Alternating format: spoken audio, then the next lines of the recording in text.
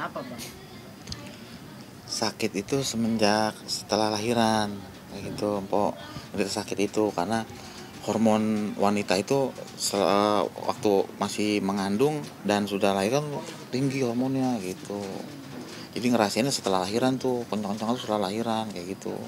Awalnya orang habis lahiran sakanya kantongan susu gitu. Ternyata itu timbul penyakit itu gitu. Banyak yang bilang maaf bang, kanker payudara betul. Betul.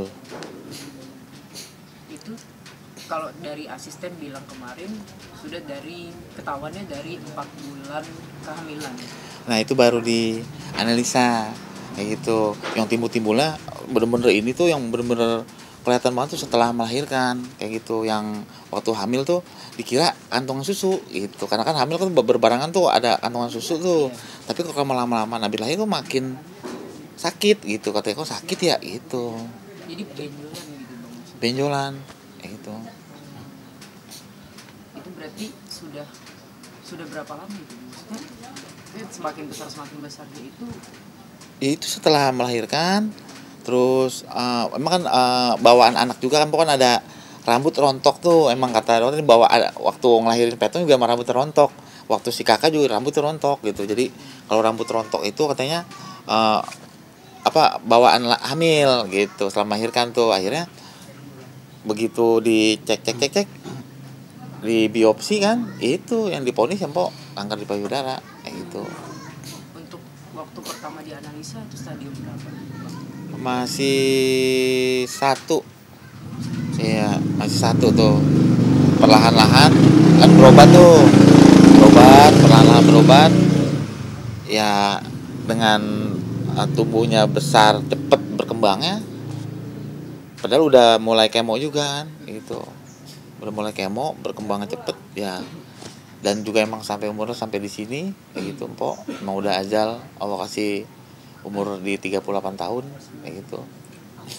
Kanker payudara yang ini bakal udah menyebar ke organ lain atau Ke paru kata dokter sih. Ke paru tuh. Iya, ke paru. Nyebar ke paru. Jadi napas agak berat tuh. Nah, yang drop-dropnya sebulan yang lalu tuh drop-dropnya tuh. Tapi tetap kan berkembangnya kita berobat tuh berjalan gitu. Berjalannya setiap 2 minggu sekali berobat. Per 3 minggu sekali kita berobat kayak gitu. Berjalannya sangat cepet kayak gitu. Karena kan Mpok juga kalau nggak aktivitas malah makin nyeri katanya. Kalau aktivitas ketemu temen-temennya dia makin hilang rasanya kayak gitu. Jadi nggak mikirin penyakitnya kayak gitu. Emang orangnya super ya gitu. Kalau belum ngerti banget sakit nih ya, dia mah masih mau jalan orangnya gitu. Jadi nggak, kata dia jangan dimanja punya penyakit kayak gitu prinsipnya. Ntar malah jadi tambah sakit kayak gitu. Digerakin harus banyak gerak kayak gitu. udah berobat ke mana aja bang? Ke Malaysia. Ke Malaysia. Ke Malaysia gitu berobat. Di kemo tuh kemo berjalan waktu gitu. Kemo sekitar 8 bulanan, per 2 minggu, per 3 minggu, sampai ada per bulan kita kembali sampai drop di sini gitu. Selama kemo itu ada kemajuan nggak sih bang? Alhamdulillah mengecil kayak gitu. Iya mengecil, tapi nyerangnya ke paru, nyerangnya Kecil tapi menyebar gitu. Mengecil tapi nyebar kayak gitu. Makanya juga bingung kan, udah mengecil udah banyak perkembangan di sinar, namanya di sinar tuh sampai 15 kali sinar, 15 kali mengecil po batuk nggak hilang tuh selama 1 bulan itu. Kata dokter ada yang batuk 30 hari, katanya ada yang 40 hari kan, mungkin po salah satunya karena batuk 1 bulan itu kali. Batuknya berdurasi panjang kayak gitu, batuk itu. Itu masih syuting bang? Kan kita tahu masih aktif ya? Iya, bulan lalu gitu, 2 bulan yang lalu, tapi bulan yang ini udah enggak kayak gitu kan, udah mau sembuh lah dia gitu. Kita jangan mah udah kita berobatnya dulu sampai empok drop tuh, dirawat kan kayak gitu, dirawat untuk penyembuhan gitu. Ternyata makin hari makin kesini makin napasnya makin berat kayak gitu.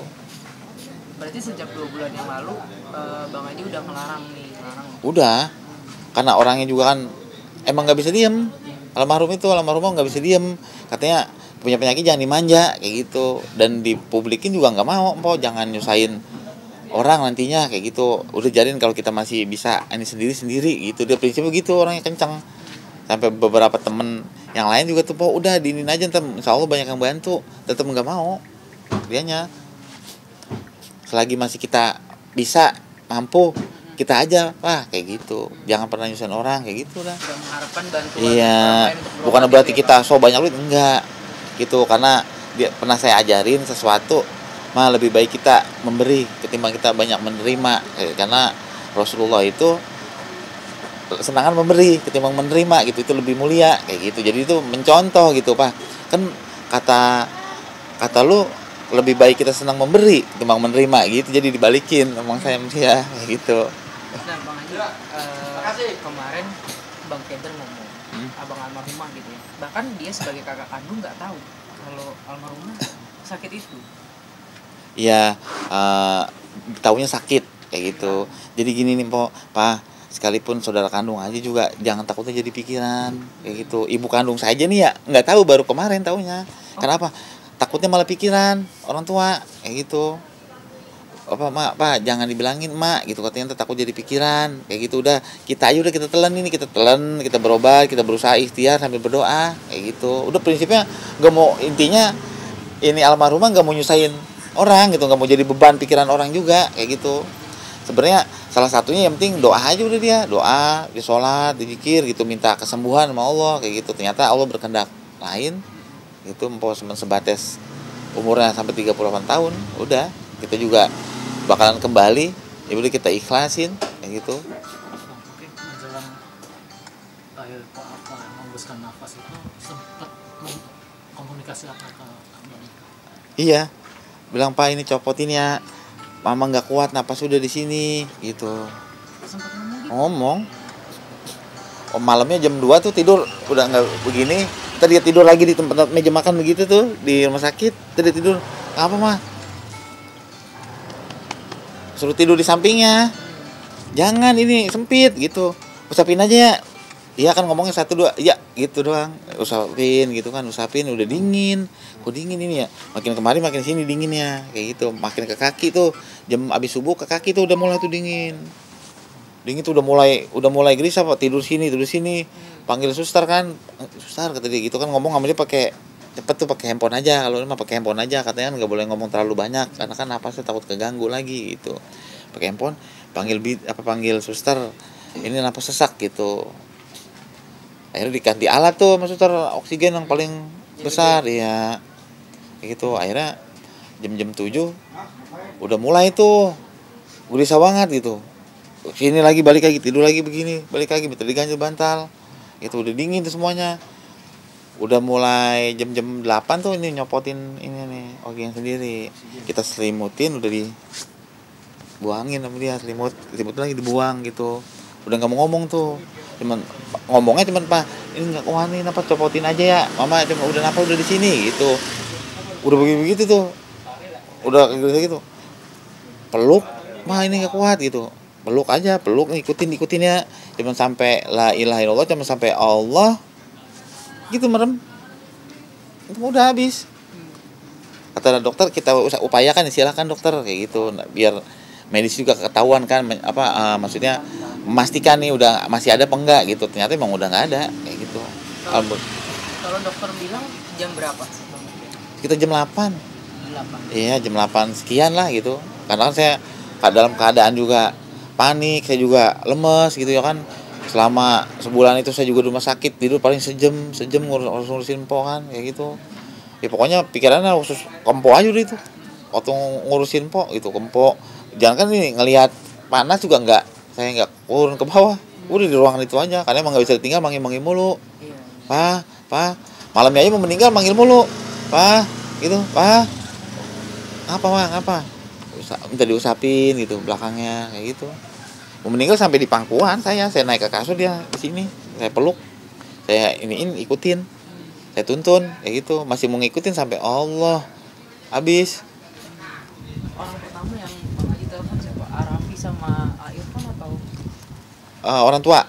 orang tua? Ya, orang tua saya telepon, baru arah pemiripan tuh saya telepon, karena kan emang beliau tuh berdua emang nanyain terus kan, empok gimana bang keadaannya, empok gimana gitu, bener-bener punya temen tuh empok baik-baik semua, orang yang terdekat sama empok baik semua, temen punya empok punya temen bener-bener support, ngedukung luar biasa kayak gitu sama kebaikannya kayak gitu.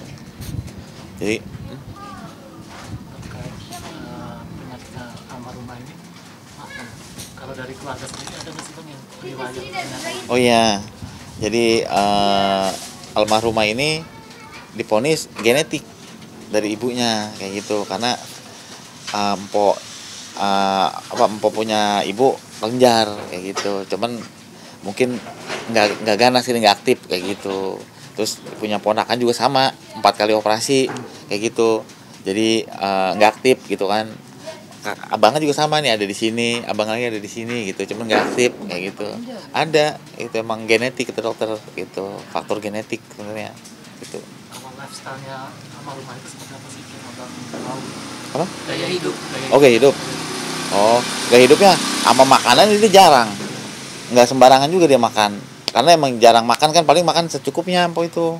Karena kalau dia makan banyak badannya cepet mekar, dia makannya pilih-pilih lah gitu, sama kayak air es nggak mau dia, kalau minum malam yang pH tuh dia minumnya dibawa gitu. Kalau buat makanan sih alhamdulillah teratur gitu, makanannya sehat gitu, nggak makan makanan sembarangan. Paling jengkol nomor 1 dia mah, jengkol itu nggak hilang kalau jengkol ya kan, nomor 1 kalau jengkol. Nah bang, tadi kan abang ngomong kalau makan banyak empok cepat mekar gitu. Iya. Nah semua orang tuh nggak nyangka dengan penyakitnya empok, tapi badannya tetap kayak orang seger. Ya, iya, satu kan habis melahirkan tuh emang lagi penurunan berat badan gitu, empok berat kayaknya ngap gitu, badan terlalu besar kayak gitu. Ya emang makannya juga nggak terlalu banyak kayak gitu, dia emang makan dari dulu juga nggak banyak sih empok, mau makanan paling ngemil coklat kayak gitu, dia ngemil kayak gitu. Tapi selama sakit nggak kurus ya bang? Maksudnya nggak krempek gitu loh bang? Enggak. Emang wanita super itu almarhumah itu ya kan. Kalau orang-orang kan kulit ya, Iya. dia mah segar kulitnya. Itu mungkin karena saya ajarin mah, kalau kita jangan lepas udu, kalau mau tidur udu, itu jalanin dia. Udu dia mau tidur. Udu dulu kayak gitu. Selama sakit berarti ibadah. Iya. Bang, Alhamdulillah. walaupun Maksudnya ya nggak sakit juga ibadah. Iya. Sholat, kayak gitu, sholat dia zikir di rumah gitu, habis maghrib tuh kalau mau mas syuting pulangan sore, dia sholat habis maghrib sampai isya tuh zikir aja gitu. Bang, tadi kan abang bilang 1 bulan itu di rumah sakit terus nggak bisa ninggalin kok gitu. Kan anak-anak kembar Rafa Raffi kan masih kecil ya bang. Nah itu bagaimana bang? Satu kan ada yang jaga juga, kedua kan kita ada empoknya empok nih, empok Banong ngontrol juga ke rumah gitu. Sama anak kan yang paling besar si kakak juga ada di rumah ngontrol. Jadi tetap dijagain sama susnya sama empoknya empok kayak gitu, yang ngontrol. Paling kita video call dari mulai susu, makanannya apa gitu. Tetap kita nggak kita lupain, setiap hari-hari kita tetap komunikasi, bisa 4-5 kali kita video call anak kan gitu. Ya bang, mungkin banyak artis yang majemuk gitu ya, Arafi, Irfan gitu, Ruben dan sebagainya gitu. Itu siapa aja sih bang yang paling sering mungkin? Yang paling sering ya Arapi Irfan. Hmm. Yang paling sering ke rumah sakit nanya juga kayak gitu. Emang kan hari-harinya sama Trioria namanya, ya kan? Hari-harinya sama Trioria kayak gitu. Jadi hari-hari juga beliau pada nanya kayak gitu, gimana kondisinya kayak gitu. Setiap hari tuh Nanya, produser juga nanya. Baik banget, semua baik banget, nanyain kondisi, keadaan kayak gitu, sampai malam-malam pada datang kayak gitu. Malam datang. Kalau keinginan yang belum terrealisasi itu apa sih? Keinginannya itu mau ngajak si Petong umroh. Mau ngajak si Petong umroh. Udah janji sekeluarga nih, Pak kita ajak anak-anak umroh yuk gitu.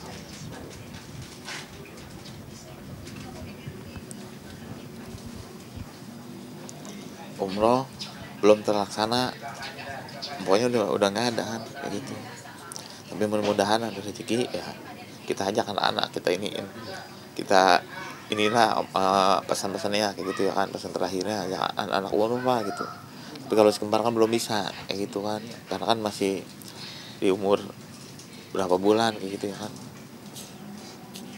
Itu kencang kalau itu ajak anak-anak umroh, ayo itu kita ajak anak-anak umroh gitu. Pas kemarin kita umroh kan dia berdoa, ya Allah mudah-mudahan saya bisa bawa keluarga kembali ke sini, ke tanah suci ini gitu. Dia bilang kalau ada rezeki Pak kita aja anak-anak umroh yuk itu. Belum ini itu ada ada. Itu dari sebelum sakit bang misalnya untuk ajak anak-anak. Iya, sampai terus saudaranya juga sama. Kalau mama sembuh kita umroh ya po gitu. Itu udah direncanakan tahun ini ya sebenarnya. Dari tahun lalu. Iya dari tahun lalu kan, kemarin tahun lalu juga kan sambil hamil pengen umroh mah jangan umroh mah gitu, berat bawa perut kesian gitu kan, nanti aja habis lahiran kayak gitu kan, kalau ada rezeki makanya urusin lahiran dulu dah kayak gitu. Kali kalau kita ibadah ke sana apa kita doa ya kan, kita umur kita bertambah kayak gitu kan, terus kesehatan mama juga tambah kayak gitu, dia kita doa di sana aja kayak gitu. Ntar aja nanti kalau rapi udah bisa jalan kayak gitu. Kalau sekarang kan kita juga nggak adil nantinya, kita ngajak si Peto sama kakak doang, rapi nggak diajak kan, niatnya mau keluarga kayak gitu kan. Rapi kan salah satu keluarga kita juga, bagian anak kita kayak gitu, jadi nunggu besar lah kayak gitu, nunggu bisa jalan kayak gitu. Tapi ini sebentar lagi sudah mau ulang tahun ya. Iya bulan depan insyaallah bulan Oktober. Dibilang ini Pak, kalau kita belum bisa umroh kita ajak rapi petongan September, rapi kan Oktober kan beda sebulan. Kita gabungin aja, kita ke Anyer, kita nyari bis Pak kayak gitu. Terus ajak anak yatim di sini nih satu bis, terus sama CRT itu CRT kita nih saudara-saudara dulu tambahin, kita ajak gitu 2 bis lah kayak gitu katanya. Kalau nggak cukup ya tambah lagi sebis katanya gitu. Mungkin akan merealisasikan keinginan itu. Iya, yang nawarin banyak. Empok ada pesan-pesan apa terakhir kayak gitu, saya belum bilang ya ntar insya Allah gampang kayak bilang gitu. Yang nawarin banyak, tapi kan saya juga nggak enakan orangnya kayak gitu. Apa pesan-pesan terakhir, banyak lah beberapa teman-teman yang empok apa pesan terakhir jalanin aja nyok katanya gitu. Banyak yang mau ngerangkul lah kayak gitu. Dia bilang ya nanti gampang, kita lagi ngurusin ini dulu nih, taziahnya empok kan sampai 7 hari, 14 hari, 40 hari kayak gitu. Bang tahun lalu waktu aku ulang tahun ke 37 dia sempat bilang pengen punya kontrakan. Iya, kalau ada rezeki kayak gitu pengen punya kontrakan. Gitu, kalau enggak ini ya cita-cita kan jadi doa gitu. Impian itu jadi doa, berhayalanmu akan jadi doa.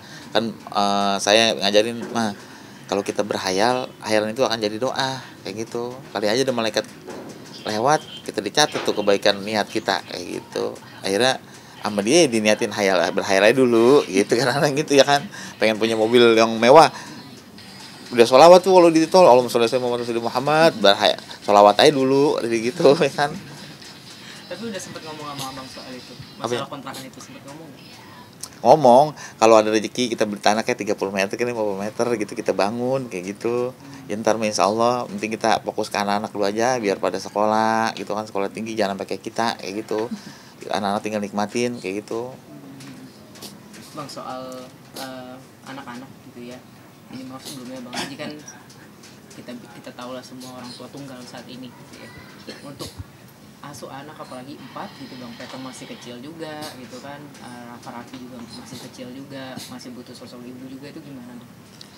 Ya selayaknya seorang bapak ya kita atur sebaik mungkin kan satu ada mbaknya juga nih si Rapi kayak gitu kan, kita minta bantuan juga kan untuk ngerawatin, tapi nggak lepas dengan pengawasan dengan kita kayak gitu kan, juga masih ada empok juga kan ngawasin kayak gitu, masih ada saudara kakak saya juga, abang saya juga kan suka ngontrol kayak gitu, jadi nggak kita lepas kayak gitu. Banyak keluarga ya masih banyak yang ngawasin dan ada yang jaga juga mbaknya kayak gitu. Insya Allah kalau itu mah terjaga kayak gitu kan, anak itu nomor 1 soalnya buat saya kayak gitu. Tadi Rafi sendiri kondisinya lagi Iya, semalam agak lewer semalam, agak lewer. Terus kalau orang dulu kan bilang mana pakaian emaknya, tempelin tuh gitu. Mana terakhir pakaian emaknya, bener ditempelin, bener berhenti nangisnya kayak gitu, berhenti tuh nangis, diare ternyata kayak gitu. Sekarang lagi dibawa ke rumah sakit kayak gitu. Bang, soal mungkin karirnya Ko Alpa gitu ya, melihat sekarang kondisi sekarang lah gitu. Anak-anak tuh kayaknya udah enak gitu, dari abang sama Ko yang kerja keras terus, dan kondisi sakit tuh masih kerja, kondisi hamil besar kerja gitu, gimana? Iya, sebenarnya sih kita ini nggak empok diam di rumah ya, dia ngerasa sakit malahan. Apa gue harus gerak-gerak nih, kalau nggak gerak gue malah berasa sakit gitu, kayak ditusuk-tusuk katanya gitu. Bener mah istirahat aja, orangnya ini dia mah tetap energi, enggak gitu, gue harus tetap bergerak katanya gitu. Ya udah silakan dah kalau memang ini gitu, kita mah udah ini bilangin kayak gitu, tetap katanya kalau nggak bergerak, nggak ngobrol gitu malah timbul rasa sakit ya gitu. Bang, kalau ngelihat mungkin yang paling berat adalah melihat Rafa sama Raffi dalam masih usia 10 bulan, ibunya sudah berpulang. Iya. Gimana ngelihat mereka berdua, kan mereka senyum terus ya Bang, nggak ini juga hati nggak tega gitu, ya Allah, masih kecil bahwa emaknya udah nggak ada gitu kan. Karena seorang ibu itu merawat 10 anak aja hebat kayak gitu, tapi seorang bapak sulit untuk itu gitu. Mudah-mudahan saya berdoa, ya Allah, mudah-mudahan bisa nih merawat 4 orang anak ini gitu, mudah-mudahan bisa, saya berdoa aja gitu ya kan.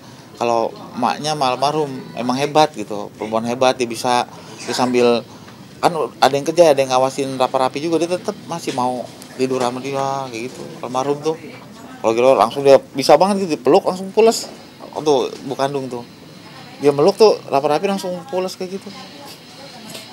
Untuk soal kebaikan Pok di lingkungan sekitar sendiri, katanya Pok juga ikut andil dalam sekolah dan cipta bersama. Iya, ambulans katanya wakaf dari. Iya, wakaf dari almarhumah kayak gitu. Kata dia, Pak, ini kan di masjid kita belum ada ambulan nih kayak gitu, doain apa kata dia gitu, kalau dapat rezeki kita beliin kata gitu. Akhirnya doanya dijabah tuh Mpok, dapat rezeki tuh, dapat iklan kayak gitu. Akhirnya sebulan niatnya tanggal 1, dapat rezekinya tanggal 25 tuh, kurang lebih begitu, di atas gitu, jarak sebulan lah baru dapat rezeki kayak gitu. Akhirnya diwujudin sama Allah Ta'ala itu, diwujudin. Dia bilang, Pak, ini udah ada rezeki kita ini gitu, udah dapat iklan. Ya udah mah, nah niatnya laksanain kayak gitu secepatnya. Ya berarti bener ya, jangan dimakan udah. Kita beliin ambulan sama karpet musola gitu, dibeliin ambulan. Nah kemarin terakhir buat nganterin ke rumah Empok, terakhir peristirahatan itu pakai ambulan itu yang dari Empok kayak gitu. Alhamdulillah, namanya ada kebaikan, jadi jariahnya dia itu untuk menuju rumah terakhirnya juga kayak gitu. Termasuk dulu ikut renovasi musola masjid juga sih. Kenapa? Ikut renovasi musola. Ya kalau itu yang nyumbang biasa aja, tapi kalau nggak donaturin sih nggak kayak gitu, nyumbang biasa aja kayak gitu. Itu emang ya buat kebaikan lah kayak gitu. Kalau buat kebaikan ya kita jalanin kayak gitu. Kalau buat kayak di lingkungan kayak organisasi apa, ikut andil kayak gitu, ikut andil kadang Pok nyanyi ya gitu, mau kayak gitu, pesta rakyat kayak gitu di ini sendiri mau Pok mah. Kayak misalnya orang mau hajatan Pok, manggil Pok berapa duit ya, udah lu kasih undangan gua aja, gue datang gue nyanyi gitu orangnya, nggak usah lu nanya harga gitu. Kita masih sekampung kayak gitu, bukan orang lain gitu, datang ketemu kayak siapa gitu. Kalau mau hajatan di kampung datang, dia awalnya disuruh nyanyi, Pok berapa nyanyi ini buat acara apaan, hajatan sih Bang, udah kasih undangan aja ini, kita gue datang gitu.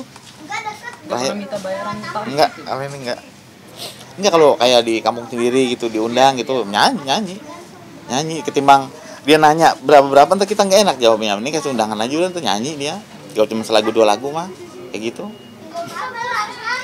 Bang, terakhir mungkin